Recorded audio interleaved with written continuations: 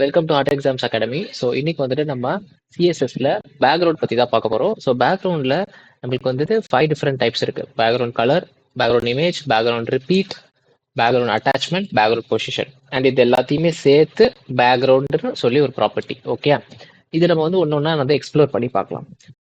So ஆப்வியஸாக வந்துட்டு உங்களுக்கு பேக்ரவுண்ட் கலர் பற்றி தெரிஞ்சிருக்கும்னு நினைக்கிறேன். லைக் வந்து உங்கள் வெப்சைட்டோட பேக்ரவுண்டுக்கு நீங்கள் கலர் கொடுக்கணும். ஓகே, ஸோ இப்போ இந்த இடத்துல வந்துட்டு நம்மளுக்கு ஒயிட்டாக தான் இருக்குது பேக்ரவுண்ட். ஓகே, இப்போ எனக்கு வந்து ஒரு ரெட் கலர் வேணும் அப்படின்னா நான் என்னோட பாடி டேகுக்கு, ஏன்னா பாடி தான் வந்துட்டு இங்கே மெயின் கண்டென்ட்டே கரெக்டாக.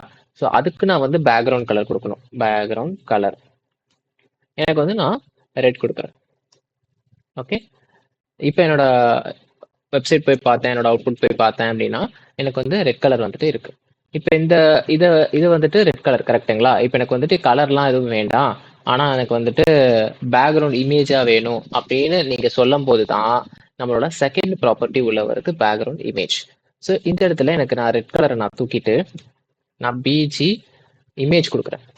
ஓகே, ஸோ அதை எப்படி கொடுக்கணும்? இந்த இடத்துல யூஆர்எல் அப்படின்னு கொடுக்கணும். ஸோ எப்போவுமே வந்து ஒரு இமேஜ் அப்படின்னா அதுக்கு கண்டிப்பாக ஒரு யூஆர்எல் இருக்கும், ஒரு பாத் இருக்கும், எந்த இடத்துல அந்த இமேஜ் இருக்கு, எந்த இமேஜை நான் காட்டணும் அப்படின்னு. ஸோ நான் வந்து நம்ம என்ன பண்ணுவோம், ரெட்ரோ அப்படின்னு நான் தேடினேன், எனக்கு வந்துட்டு ஒரு இமேஜ் கிடச்சிச்சு. இந்த இமேஜை நான் வந்து சேவ் இமேஜஸ் கொடுத்து, கண்டிப்பாக இந்த இமேஜ் வந்து ஜேபிஜியில் இருக்கான்னு பார்த்துக்கோங்க. ஸோ உங்கள் டெஸ்க்டாப்பில் போயிட்டு நம்மளோட சிஎஸ்எஸ் ஃபைல் இமேஜ் அப்படின்ற ஒரு ஃபோல்டர் கிரியேட் பண்ணி அதுக்குள்ளே நான் ரெட்ரோ அப்படின்னு போட்டு நான் சேவ் பண்ணிக்கிறேன். அண்ட் மோஸ்ட்டாக ஜேபிஜி இமேஜாக வந்து எடுத்துக்கோங்க. ஓகேங்களா? இப்போ நம்மளோட பாத் எங்கே இருக்குது, நம்ம இமேஜ்குள்ளே ரெட்ரோ டாட் ஜேபிஜி அப்படின்ற ஒரு இடத்துல இருக்குது கரெக்டாக. ஸோ நான் என்ன பண்ணுறேன்னா ஸ்லாஷ் இமேஜ், அதுக்குள்ளே இருக்கிறது நம்மளுக்கு சஜஸ்ட் பண்ணுதா ஆல்ரெடி ரெட்ரோ டாட் ஜேபிஜி அப்படின்னு. ஸோ இதை வந்து நீங்கள் கோட்ஸ்குள்ளே போட்டுக்கிற மாதிரி பார்த்துக்கோங்க. ஓகே, சேவ் பண்ணிவிட்டு இப்போ உங்களோட அவுட்புட்டை போய் பார்த்தீங்க அப்படின்னா எனக்கு ரெட்ரோ வந்துட்டு தெரிகிறாரு. ஓகே, இப்போ இந்த இடத்துல வந்து நம்ம 300% ஜூமில் இருக்கும் கரெக்டாக, 200% ஜூமில் இருக்கும். இப்போ நான் 100ல் வச்சேன் அப்படின்னா எனக்கு நல்லா பார்த்தீங்கன்னா நிறைய இமேஜ் ரிப்பீட் ஆகுது. ஸோ உங்களோட இமேஜோட சைஸை பொறுத்து தான் எல்லாமே டிபெண்ட் பண்ணும். அந்த இமேஜோட சைஸ் முடிஞ்சிருச்சு அப்படின்னா இன்னொரு இமேஜ் ஸ்டார்ட் ஆகிடும். ஓகே, ஸோ இந்த மாதிரி எனக்கு நடக்கக்கூடாது, எனக்கு பேக்ரவுண்ட் ரிப்பீட் ஆகக்கூடாது அப்படின்னு நம்ம நினைக்கும் போது தான் மூணாவதா ஒருத்தர் உள்ள வராரு, பேக்ரவுண்ட் ரிப்பீட். இப்போ இதை நான் எப்படி யூஸ் பண்ணுறது? ஸோ இதே பாடிக்குள்ளார நான் பேக்ரவுண்ட் ரிப்பீட் அப்படிங்கிற ப்ராப்பர்ட்டியை நான் யூஸ் பண்ணுறேன். இதுக்குள்ள நோ ரிப்பீட் அப்படின்னு சொல்லி எனக்கு ஒரு ஆப்ஷன் இருக்குது. இதை மாதிரி நான் கொடுக்கும்போது கொடுத்துட்டு நான் சேவ் பண்ணேன் அப்படின்னா இந்த இடத்துல எனக்கு பேக்ரவுண்ட் இப்போ ரிப்பீட் ஆகாது. ஓகே ஓகே, இது நீங்கள் சொல்கிறதெல்லாம் ஓகே தான். எனக்கு வந்து எக்ஸ் ஆக்சஸில் மட்டும் இந்த பேக்ரவுண்ட் ரிப்பீட் ஆகணும் அப்படின்னா நான் என்ன பண்ணணும், இந்த இடத்துல வந்து ரிப்பீட் எக்ஸ் அப்படின்னு சொல்லி ஒரு ப்ராப்பர்ட்டி இருக்குது, அதை நீங்கள் யூஸ் பண்ணிக்கலாம். உங்களுக்கு எக்ஸ் ஆக்சிஸில் மட்டும் பேக்ரவுண்ட் வந்து ரிப்பீட் ஆகும். ஓகே, இதை மாதிரி நம்ம யாரும் யூஸ் பண்ண மாட்டோம், பட் இது வந்து ஒன் ஆஃப் த ப்ராப்பர்ட்டி. இல்லை எனக்கு ஒய் ஆக்சிஸில் மட்டும் ரிப்பீட் ஆகணும் அப்படின்னாலும் எனக்கு ஒரு ப்ராப்பர்ட்டி இருக்குது. இந்த மாதிரி வந்து உங்களுக்கு ஒய் ஆக்சிஸில் மட்டும் ரிப்பீட் ஆகும். பட் இந்த மாதிரி நம்ம யூஸ் பண்ண மாட்டோம் மேக்ஸிமம். நம்ம வந்து என்ன யூஸ் பண்ணுவோம்னா நோ ரிப்பீட் தான் யூஸ் பண்ணுவோம் கரெக்டாக. ஓகே, நான் நோ ரிப்பீட் வந்து நான் யூஸ் பண்ணிட்டேன். செகண்ட், நான் வந்து நோ ரிப்பீட் நான் யூஸ் பண்ணிட்டேன்.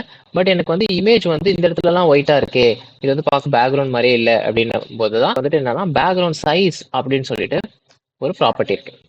இதில் நீங்கள் கவர் அப்படின்னு கொடுத்தீங்க அப்படின்னா உங்களுக்கு பேக்ரவுண்ட் டோட்டலாக கவர் ஆகிடும். இப்போ நீங்கள் வந்து எவ்வளோதான் ஜூம் பண்ணாலோ இல்லை ஜூம் அவுட் பண்ணாலோ உங்களுக்கு வந்து அந்த இமேஜாக அந்த இடத்துல இருக்க போகுது.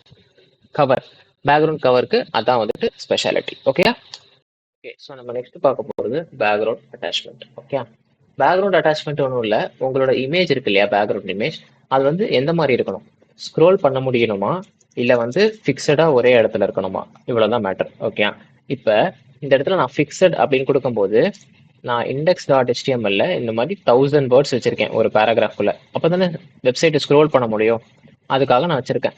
இப்போ நான் வந்து என்னோட இமேஜ் போய் பார்க்குறேன் அப்படின்னா எனக்கு இந்த மாதிரி இருக்குது.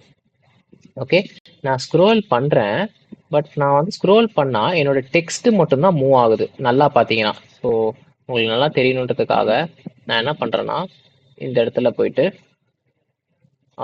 என்னோட ஹேஷ்டேக் XYZ அதுக்கு கலர் வந்து ஒயிட் கொடுத்துட்றேன்.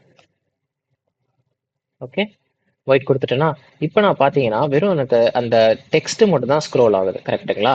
பட் நீங்கள் வந்து இப்போ பேக்ரவுண்ட் அட்டாச்மெண்ட்டில் ஸ்க்ரோல் அப்படின்னு கொடுத்தீங்கன்னா டிஃபால்ட்டாகவே நம்ம பேக்ரவுண்ட் அட்டாச்மெண்ட் இப்படி தூக்கிட்டோம்னாலே இது ஸ்க்ரோலில் தான் இருக்கும். ஓகே. ஸோ இப்போ நான் சேவ் பண்ணிவிட்டு நான் ஸ்க்ரோல் கொடுத்தேன் அப்படின்னா இங்கே பாருங்கள் என்னோட இமேஜையும் சேர்த்து ஸ்க்ரோல் பண்ண முடியுது.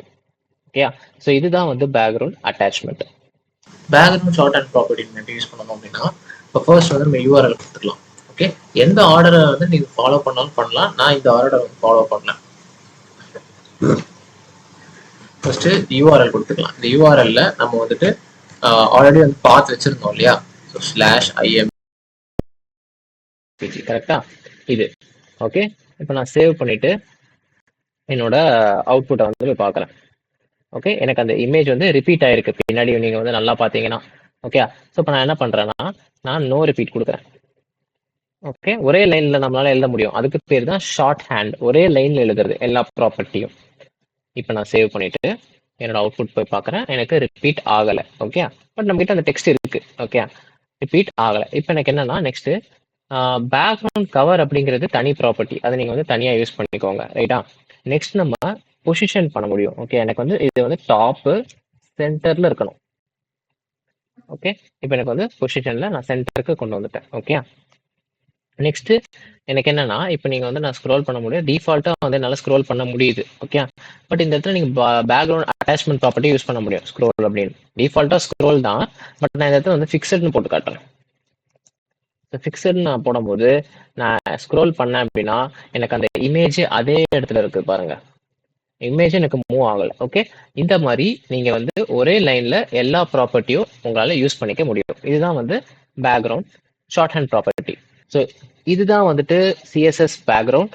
நெக்ஸ்ட் சிஎஸ்எஸ் டாப்பிக்கை அடுத்த வீடியோவில் பார்க்கலாம்.